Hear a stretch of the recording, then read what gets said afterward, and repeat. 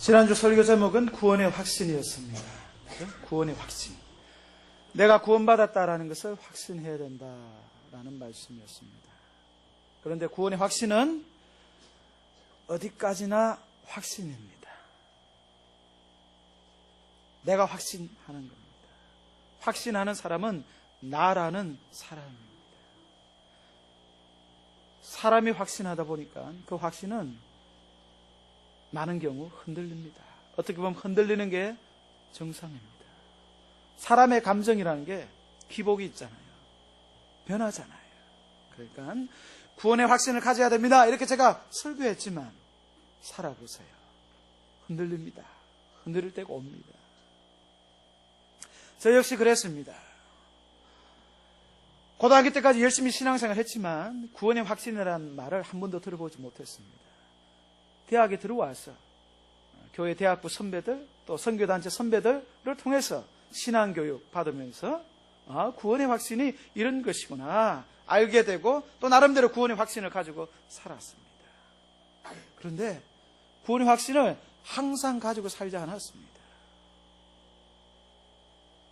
그러니까 많은 경우 구원의 확신을 가지고 살았지만 구원의 확신이 없이 살아갈 때도 있었다라는 말입니다.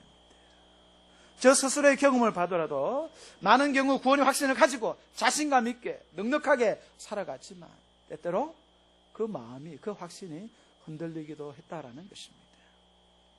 그게 정상이죠. 그러면 우리의 구원의 확신이 우리가 구원의 확신을 가지면 천국 가고 가지지 못하면 천국 가지 못하냐? 그건 아닙니다. 그건 아닙니다. 우리가 구원의 확신을 가지는지 안 가지는지 구원의 확신의 여부, 소유 여부와 상관없이 예수를 믿기만 하면 천국 갑니다. 구원의 확신을 강조하는 것은 구원의 확신을 가질 때 신앙생활 할 때 여러모로 유익한 것이 많이 있기 때문에 강조하는 것입니다. 그러나 구원의 확신이 절대적으로 중요하다라는 것은 아닙니다. 더 중요한 것은 뭐겠습니까? 오늘 말씀의 제목처럼 구원의 확실성입니다.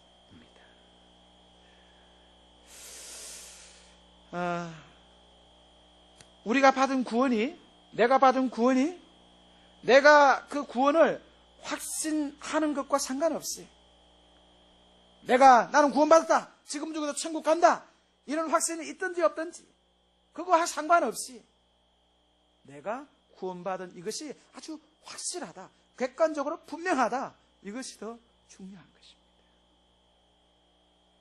우리가 나는 구원받았습니다, 나는 오늘 죽어도 천국 갑니다, 이 구원의 확신은 어디서 나와야 되는 거예요? 내 구원이 확실하다, 여기서 나와야 돼요. 우리가 예수 믿고 구원받았는데 이것이 너무나도 분명하고 너무나도 성경적으로 타당하고 확실하다는 거예요. 그것이 확실하기 때문에 그 사실에 근거해서 내가 고로 나는 구원의 확신이 있습니다, 이런 확신을 가져야 돼요. 구원의 확신보다 더 중요한 게 뭐예요? 구원의 확실성이에요. 내 구원이 확실하다는 거예요. 내가 구원의 확신을 갖든지 못 갖든지 상관없이 나는 예수를 믿음으로 내 구원이 확실하다, 이것이 객관적인 엄연한 사실로서 있어야 되는 거예요. 그게 중요한 거예요.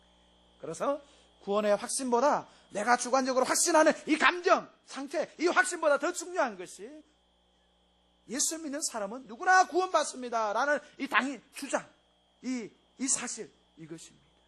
그리고 또 우리가 구원의 확신보다 더 먼저 생각해야 될 것은 구원의 확실성입니다. 그죠? 그래서 구원의 확신은 목사인 제 입장에서 우리 모든 성도님들이 다 분명하게 가졌으면 좋겠어요. 그러나 못 가질 수도 있습니다. 그러나 우리 모든 성도님들의 구원의 여부만큼은 다 구원받는 것으로 확실하기를 제가 원하는 거예요. 우리가 잘 알 수는 없을 수도 있지만 이 자리에 참석한 우리 모든 성도님들은 확실하게 구원받기를 원하는 거예요. 이미 그게 구원받은 것으로 이렇게 도장 찍혀 있기를 원하는 거예요. 제가 우리의 구원이 확실하다라는 근거가 뭘까요? 어떤 면에서 우리가 예수 믿는 사람들의 구원이 확실하다, 100% 확실하다 얘기할 수 있을까요? 두 두 가지입니다. 하나는 하나님께서 영원 전부터 우리의 구원을 계획하셨기 때문에 그렇습니다. 하나님께서 우리의 구원을 영원 전부터 예정하셨기 때문에 지금 나의 구원이 또 앞으로의 나의 구원이 아주 확실하다. 오늘 말씀 보시기 바랍니다.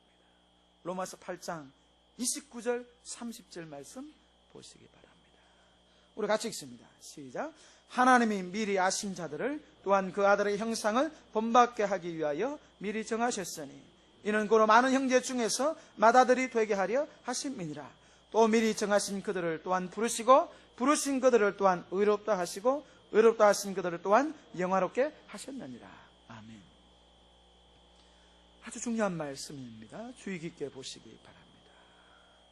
하나님께서 미리 아신 자들을, 하나님께서 미리 아신 자들을 그 아들의 형상, 예수님의 형상을 본받도록 하기 위해서 미리 정하셨어요. 그리고 미리 알고 미리 정하신 그들을 때가 되어서 부르셨어요. 구원하셨어요. 너 예수 믿어야 된다, 너 교회 다녀야 된다, 이렇게 불러서 교회 나오게끔 하셨어요. 우리 마음속에 믿음의 고백이 일어나게끔 하셨어요. 부르셨다는 거예요. 그리고 우리를 의롭다고 하셨어요. 실제적으로 구원해 주셨어요.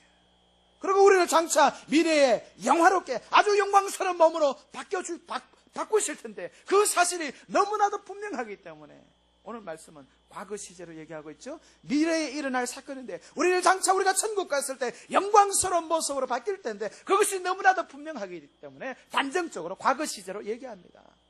미래 일인데 이미 영화롭게 되었다라고 이렇게 얘기합니다. 구원의 순서입니다. 구원의 논리적인 순서입니다. 하나님께서 영원 전부터 미리 아시고 미리 정하시고 정하신 그들을 부르시고 의롭다 하시고 구원하시고 또 최종적으로 영원롭게 하신다라는 겁니다. 무슨 말입니까? 지금 내가 구원받았는데, 지금 우리가 구원받았는데 이 구원이 어느 날 갑자기 우연찮게 하늘에서 뚝 떨어졌다는 것이 아닙니다. 지금 내가 1년 전에 예수 믿고 결심하고 구원받았는데 내 구원이 1년 전에 결정됐다라는 것이 아닙니다. 하나님의 영원한 계획 속에서 만세전에 창세전에 하나님의 영원한 계획 속에서 작정되고 예비되고 예정되어서 때가 되어서 하나님께서 나를 구원해 주셨다는 거예요. 때가 되어서 몇 날 며칠 몇 년도 어디에 누군가를 통해서 복음을 듣게 하시고 예수 믿게끔 하시고 구원받게 하셨다는 거예요. 그 말씀입니다. 아니 나는 내가 믿기로 결정했는데요, 내가 선택했는데요, 이렇게 생각하실 수 있는 분 있을 거예요. 저도 그렇게 생각하는 면도 있었습니다. 그러나 곰곰이 생각해 보십시오. 진짜 예수님을 믿기로 내가 결정한 것인지 내가 선택한 것인지 생각해 보세요. 만약에 우리가 믿고 있는 바가, 우리가 추정하고 있는 이 신앙의 도리가, 이 내용이 누구나 쉽게 믿을 수 있는 것이다. 그냥 보통 사람들, 상식만 가지고 있는 사람들이 생각했을 때, 야, 저거 참 타당하다, 괜찮다, 믿을 만하다, 이런 것이라면, 아, 당신이 선택했어요, 당신이 믿기로 결정했어요, 이렇게 여겨줄 수 있습니다. 그죠? 그러나 우리가 믿고 있는 바가 그런 내용이 아니에요. 세상 사람들이 상식에 근거해서, 이성에 근거해서, 아, 이것은 믿을 만하다, 고로 내가 믿겠다, 그런 내용들이 아니에요. 그죠? 2000년 전에 사셨던 그 예수님, 예수라는 인물, 예수라는 사람은 우리가 누구를 믿고 있어요? 사람일 뿐만 아니라 하나님의 아들이십니다, 이렇게 믿고 있어요. 예수님이 2000년 전에 십자가에 죽으셨는데 그 죽음이 나를 살리기 위한, 나 때문에 나를 위한 죽음이다, 이렇게 우리가 믿고 있어요. 그리고 죽으신 그 예수님이 3일 만에 부활하셨다는 것을 우리가 믿고 있어요. 쉽게 믿을 수 있는 내용이에요? 상식적으로 믿을 만합니다. 믿을 수 있는 내용이에요? 믿을 수 없는 거예요. 믿을 수 없는 것을 우리가 믿고 있다는 것은 뭔가 이상한 거예요. 뭔가 기적이 일어난 거예요. 우리가 미치지 않은 이상, 우리가 정신 나가지 않은 이상, 뭔가 우리 안에 뭔가 변화, 초자연적인 개입, 역사가 있었던 거예요.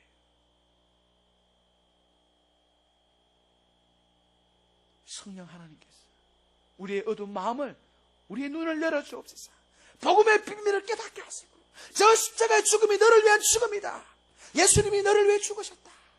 예수님이 사람인 것 같지만 사람이면서 동시에 하나님이시다.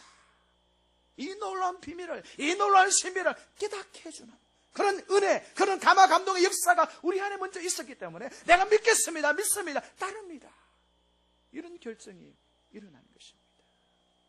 내가 믿기 전에 하나님께서 나를 구원하기 위해서 깨닫게 해주시는 은혜, 내 마음을 열어주시는 은혜, 하나님을 사랑하는 마음, 말씀대로 살고자 하는 이 의지를 심어주신 거예요. 그러니까 결과적으로 나 믿겠습니다 이렇게 나오는 거예요. 이게 성경의 입장입니다. 그래서 어떻습니까? 지금 우리에게 주어진 이 믿음, 나는 하나님을 믿습니다, 주님을 믿습니다, 이 믿음이 우리 안에 있는데 이 믿음의 출처가 어디입니까? 내 안에서 스스로 일어나는 것이 아니라, 내가 일으킨 것이 아니라 하나님께서 주신 선물입니다. 선물이에요. 그리고 우리가 이미 구원을 받아 누리고 있는데 이 구원이 내가 쟁취한 것입니까? 내가 믿는 그 순간 내게 온 것입니까? 아닙니다. 영원 전부터 하나님께서 나를 구원시키고자 계획하셨기 때문에, 예비한 구원이기 때문에 때가 되어서 우리에게 믿음을 주시고 구원을 주시는 거예요. 그렇기 때문에 우리의 구원이 너무나도 확실한 거예요. 내가 가지고 있는 믿음이 전부 다 내가 결정한 겁니다, 내 안에서 전부 다 나왔습니다, 이렇게 생각하면 영원토록 우리는 우리의 구원을 확신할 수 없습니다. 잘 믿다가 나중에 예수님을 배반하고 부인하고 나 지금까지 잘못 믿었습니다, 신앙을 부인하면 어떻게 할까? 전적으로 우리의 믿음이 나의 것입니다 이렇게 얘기하면 구원의 확실성은 가질 수도 없고 구원의 확신도 가질 수 없습니다. 아, 이 믿음이 하나님께서 주신 것이구나, 지금 내가 누리고 있는 이 구원이 영원 전부터 하나님께서 나를 구원하기 위해서 예비하신 구원이시구나, 하나님의 예정이 있었구나, 이런 고백 가운데 내 구원이 확실하구나, 이 진리가 나옵니다. 두 번째는 이것입니다. 우리의 구원을 우리가 확신하고 또 우리의 구원이 확실하다는 것을 어떻게 알 수 있습니까? 두 번째는 우리를 향한 하나님의 사랑이 변함이 없기 때문에 그렇습니다. 하나님이 세상 끝날까지 우리를 사랑할 것이기 때문에, 그 하나님의 사랑이 결코 변하지 않기 때문에 우리의 구원이 확실합니다. 그런데 우리가 살다 보면 하나님께서 우리를 변함없이 사랑하신다는 이 사실을 의심케 하는 그런 것들이 나타나요. 일종의 적입니다, 적. 우리의 구원을 흔들게 만드는 그런 적들이 이 세상에 있어요. 그게 뭐냐? 세 가지인데, 첫째는 의심입니다. 의심. 하나님은 변함없이 우리를 사랑하시는데 하나님이 나를 사랑하지 않는가 봐, 하나님이 나를 버렸나 봐, 이런 의심이 자꾸 생겨요. 오늘 31절 하반절 말씀 보시기 바랍니다. 로마서 8장 31절 하반절 말씀 같이 읽습니다. 시작. 만일 하나님이 우리를 위하시면 누가 우리를 대적하리요? 만일 하나님이 우리를 위하시면 누가 우리를 대적하리요? 하나님이 우리를 위하신다라는 것은 하나님께서 우리 편이라는 거예요. 또 다르게 얘기하면 하나님께서 우리를 사랑하시는데 이 사랑이 변함이 없다는 거예요. 변함없이 하나님께서 우리를 지키시고 사랑하시고 보호하신다는 거예요. 그런 상황에서 누가 감히 우리를 대적하겠습니까? 그런데도 우리 마음속에서는 자꾸 의심이 생겨요. 정말 하나님께서 나를 사랑하실까? 내 인생 중에, 내 모습 중에 이렇게 못난 구석이 있는데, 여전히 이렇게 못난 구석이 있는데 하나님께서 나를 여전히 붙드시고 사랑하실까? 아닐 거야. 나 같으면 사랑하지 않겠어. 그런 마음이 밀려옵니다. 일종의 의부증입니다. 의부증. 우리의 아버지 되시는 하나님의 사랑을 의심하는 의부증이 모든 성도들 마음속에 있어요. 정도의 차이는 있겠지만 있어요. 이제 막 믿는 사람이나 믿은 지 오래된 사람이든 간에 하여간 이 마음은 정도의 차이는 있지만 다 있어요. 이런 마음, 이런 의심이 생기는 우리에게 하나님께서 말씀으로 깨닫게 해주십니다. 32절 말씀 보시기 바랍니다. 제가 읽겠습니다. 자기 아들을 아끼지 아니하시고 우리 모든 사람을 위하여 내주신 이가 어찌 그 아들과 함께 모든 것을 우리에게 주시지 아니하겠느냐. 자기 아들을 아끼지 아니하시고 우리 모든 사람을 위하여 내주신 이가 어찌 그 아들과 함께 모든 것을 우리에게 주시지 아니하겠느냐. 하나님 나를 사랑한 그 하나님의 사랑이 변함이 없다는 것을 내가 어떻게 할 수 있습니까? 하나님 입증해 보십시오. 우리가 이렇게 했을 때 내가 내 아들을 아끼지 아니하고 너를 살리기 위해서 내 아들 예수 그리스도를 십자가에 내줬다. 그거 보면 된 거 아니냐? 자기 아들을 아끼지 아니하시고 십자가에 내줬어요. 그 정도로 우리를 사랑하세요. 그 정도로 우리를 사랑하시는 하나님 같으면 그 사랑이 변하겠어요? 그 사랑이 우리가 뭔가 좀 잘못했다고 얘따 나 너무 사랑하지 않겠다 이렇게 우리를 버리겠어요? 안 되라는 거예요.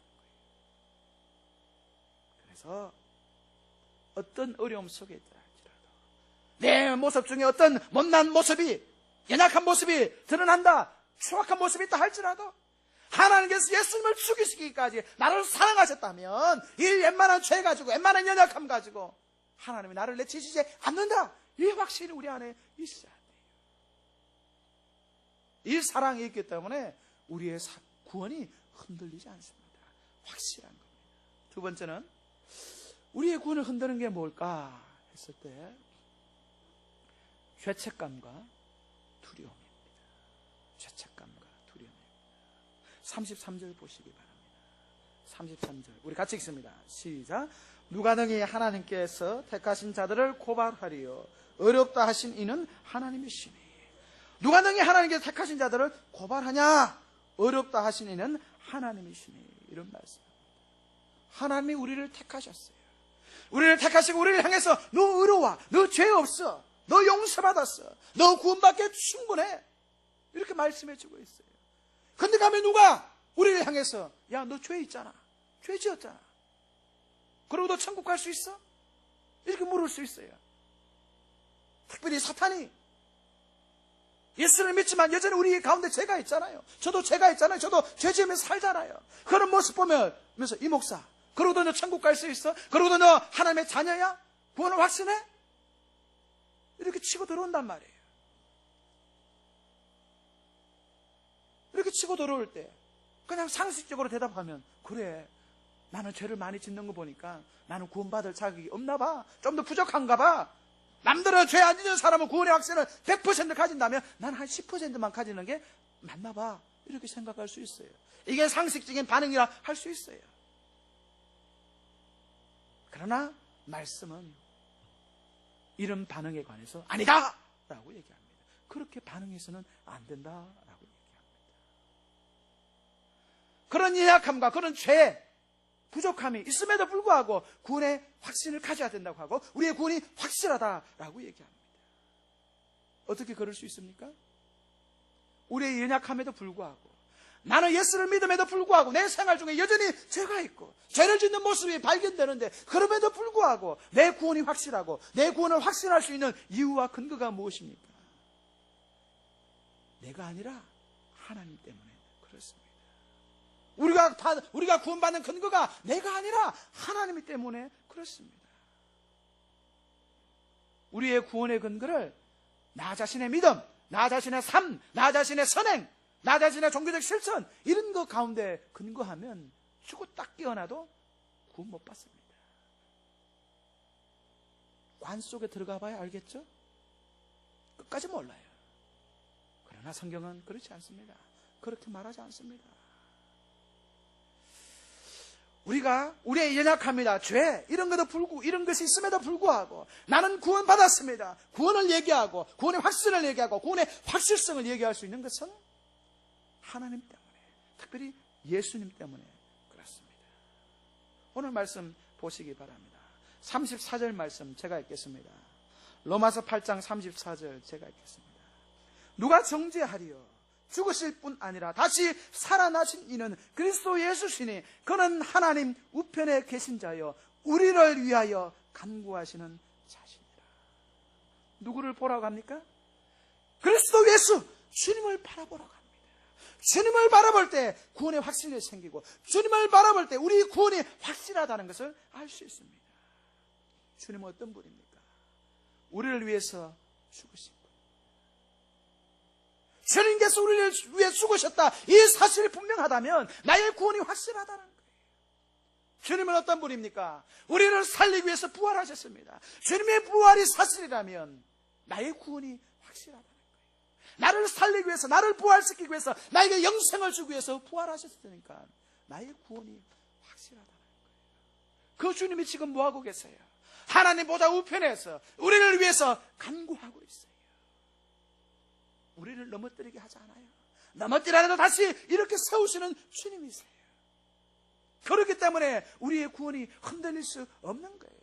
우리를 구원하고 나서 나도 모르겠다, 못 본 척하고 주님께서 계신 것이 아니라 날마다 매 순간마다 영원토록 우리를 지켜보시고, 이렇게 세우시고, 넘어지면 이렇게 세우시고, 엉뚱한 길로 가면 다시 제 길로 돌아오게끔 하시고, 구원의 확신이 없어서 흔들거리면 다시 마음의 믿음을 주시고, 주님께서 지속적으로 이렇게 일하시는데, 우리를 위해서 기도하시는데 우리가 왜 흔들립니까? 사도신경 기억하시죠? 저리로서 산자와 죽은 자를 심판하러 오시리라. 예수님께서는 하나님 보좌 우편에 계실 뿐만 아니라 결국 마지막 때가 되면 이 땅에 다시 오십니다. 세상을 심판하십니다. 예수님은 온 세상을 심판하시는 재판관이고 심판주가 되십니다. 근데 그 예수님이 누구예요? 우리를 위해서 죽으신 분이에요. 자기 몸을 아끼지 아니하시고 십자가에서 죽으신 분이에요. 우리를 위해서, 우리를 살리기 위해서 죽으시고 부활하신 분이에요. 온 우주 만물을 심판하시는 그 재판관 되시고 심판주 되시는 주님이 누구 편이라는 거예요? 내 편이라는 거예요. 그런 주님께서 이 세상을 심판하시고 평가하실 때 우리를 정죄하겠습니까? 너 죄지었으니까 지옥 가라, 이렇게 말씀하시겠습니까? 우리에게 믿음을 주시고 우리를 구원하시고 죽기까지 우리를 살려시켜 놓고 마지막 때에 너 죄지었어, 지옥 가. 우리 안에 발생되는, 우리 안에 드러나는 이 작은 실수와 죄와 연약함을 통해서 우리의 구원을 취소시키겠습니까? 아닙니다. 마지막 때에 주님께서 우리의 구원을 취소시킨다면 좀 더 비약할까요? 주님 자기 자신을 정죄하는 거예요. 자기 생명 바쳐서 우리를 살려놓고 자기의 백성, 자기의 자녀된 사람을 왜 정죄합니까? 주님께서 우리를 위해서 죽으시고 부활하신 주님께서 재판관이시고 심판주이십니다. 그러므로 우리는 정죄받지 않습니다. 내가 너를 위해 죽었다. 내가 너를 위해 죽었다. 그런데 내가 너를 왜 정죄하겠느냐? 천국의 상급을 누리라, 영생을 누리라, 주님께서 이렇게 말씀하십니다. 그래서 우리의 구원이 흔들릴 수 없는 것입니다. 세 번째는 살다 보면 인생의 시험과 환난과 위험이 옵니다. 이것이 우리의 구원을 흔드는 세 번째 척입니다. 우리의 생명조차도 위협하는 아주 그렇게 심한 그런 인생의 시험이 적입니다. 오늘 말씀 보시기 바랍니다. 오늘 말씀 35절, 36절 말씀 보시기 바랍니다. 35절, 36절 말씀 우리 같이 읽습니다. 시작. 누가 우리를 그리스도의 사랑에서 끊으려 환난이나 곤고나 박해나 기근이나 적신이나 위험이나 칼이랴. 기록된 바 우리가 종일 주를 위하여 죽임을 당하게 되며 도살당할 양같이 여김을 받았나이다 함과 같으니라. 아주 무서운 상황입니다. 세상에서 우리를 위협할 수 있는 가장 무서운 것들이 여기 다 나와 있습니다. 환난과 곤고와 박해와 기근과 적신과 위험입니다. 환난은 로마 제국 시대에 사용했던 그 타작기를 얘기합니다. 우리 농경 문화에 적용하자면 도리깨와 같은 것입니다. 콩이나 이런 것을 멍석에 깔아놓고 마당에 깔아놓고 도리깨로 때려서 뭐죠? 콩을 타작하죠? 콩알을 끄집어내죠? 저도 많이 해봤는데요. 우리 성도들이 환난을 당한 것은 마치 그와 같다는 거예요. 멍석이에 깔려있는 콩처럼 콩과 같다는 거예요. 도리깨를 막 내리치는 거예요. 그 정도의 환난을 당한다. 그죠? 기근은 가뭄이고 배고픔이고, 적신은 뭡니까? 헐벗었습니다. 헐벗음. 환난과 곤고와 박해와 굶주림과 헐벗음과 위험과 칼, 이 끔찍한 시험들이 왔을 때 과연 내가 이겨낼 수 있을까? 걱정할 수밖에 없습니다. 나는 버틸 수 있다 이렇게 장담할 수 있는 사람이 우리 중에 과연 누가 있겠습니까? 쉽지 않아요. 그런데도 불구하고 오늘 말씀은 우리에게 도전하고 있습니다. 37절 말씀 같이 읽습니다. 시작. 그러나 이 모든 일에 우리를 사랑하시는 이로 말미암아 우리가 넉넉히 이기느니라. 이 모든 일에 우리를 사랑하시는 이로 말미암아 우리가 넉넉히 이기느니라. 우리 힘으로 내 힘으로 이긴다고 하지 않습니다. 내 믿음이 좋아서 이긴다고 하지 않습니다. 우리를 사랑하시는 이로 말미암아 우리가 넉넉히 이기고 또 이긴다 이렇게 말씀합니다. 우리의 믿음은 약할 수 있습니다. 주님을 향한 사랑도 시로라기처럼 나약할 수 있습니다. 그러나 우리를 붙드시는 그 하나님의 사랑은 이 세상의 모든 위험을 뛰어넘고도 이기고도 남을 만큼 강합니다. 그래서 하나님께서 어떤 시험이 오더라도 환난이 오더라도 네가 믿음을 유지할 수 있게끔 은혜를 주신다.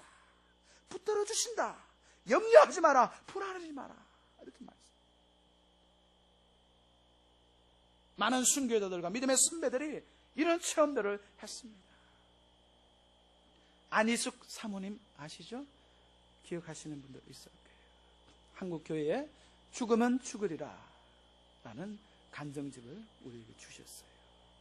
이분은 처녀 몸으로 처녀 시절에 일제시대 신사참배 반대하다가 감옥에서 옥살이를 6년이나 했습니다. 처녀의 몸으로. 그러다가 해방이 되면서 살아서 나오셨어요. 얼마나 많은 고문과 고통을 당했겠습니까? 6년 동안 감옥살이 했는데 해방돼서 나올 때 보통 사람 같으면 어떻게 나오겠습니까? 하나님 참 감사합니다. 할렐루야. 기쁨으로 나오는 게 정상입니다. 그러나 이분은 그렇게 나오지 않았어요. 통곡하며 엉엉 울며 나오셨어요. 하나님 너무 억울합니다. 주님을 위해서 내가 죽고 싶었는데, 순교하고 싶었는데, 주님을 위해서 내가 죽지 못해서 너무너무 억울합니다. 이 마음으로 나오셨어요. 대단한 믿음입니다. 그분한테 물었어요. 6년 동안 그 모진 고통과 핍박과 고난을, 박해를 어떻게 견뎌냈습니까? 이런 말을 했어요. 사람의 말로 형언할 수 없을 정도로 하나님께서 매 순간마다, 매 시마다, 매 때마다 6년 내내 내게 무궁한 은혜와 사랑을 부어주셨다. 감옥에 있을 때 내가 어떻게 신앙의 절개를 지켰느냐, 어떻게 꺾지 않았냐, 믿음을 꺾지 않았느냐, 주님께서 말로 닿을 수 없는 위로와 은혜와 사랑을 내 영혼 속에, 내 육체 속에 부어주셨다. 그 사랑이 있었기 때문에 나는 승리했습니다. 성도 여러분, 하나님의 사랑이 변할까 염려하지 마시기 바랍니다. 하나님이 나를 혹시나 정죄하지 않을까 불안해하지 마시기 바랍니다. 혹시 환난과 박해를 당할 때 내 믿음이 꺾어버릴까, 없어져 버릴까 두려워하지 말기를 바랍니다. 하나님의 사랑은 변하지 않습니다. 우리를 위해서 자기 아들을 아끼지 않고 내어주셨는데 그 하나님의 사랑은 왜 변하겠습니까? 이 확신 가운데 사도 바울은 노래합니다. 찬송합니다. 우리 마지막으로 보겠습니다. 오늘 38절 39절 우리 다 같이 읽겠습니다. 38절 39절 시작. 내가 확신하노니 사망이나 생명이나 천사들이나 권세자들이나 현재일이나 장래일이나 능력이나 높음이나 깊음이나 다른 어떤 피조물이라도 우리를 우리 주 그리스도 예수 안에 있는 하나님의 사랑에서 끊을 수 없으리라. 아멘. 우리를 우리 주 그리스도 예수 안에 있는 하나님의 사랑에서 끊을 수 없으리라. 이 확신을 가져야 됩니다. 말씀을 맺습니다. 우리는 믿음이 있습니다. 그런데 이 믿음조차도 하나님께 주신 선물입니다. 지금 구원받았습니다. 이 구원이 영원전부터 주님께서 나를 구원하기 위한 그런 계획과 예정 속에서 주어진 것입니다. 그러므로 내 믿음이 좀 흔들리더라도 구원은 확실해야 되고 나의 구원이 확실하다는 것을 아셔야 됩니다. 그리고 하나님께서 자기 아들을 아끼지 아니하시고 나를 사랑하시고 나를 구원해 주셨는데 그 사랑에 왜 변하겠습니까? 내 구원이 이 사랑 속에서 확실하다는 것을 확인하시면서 이 마음으로 걸어가시기를 주의 이름으로 축원합니다.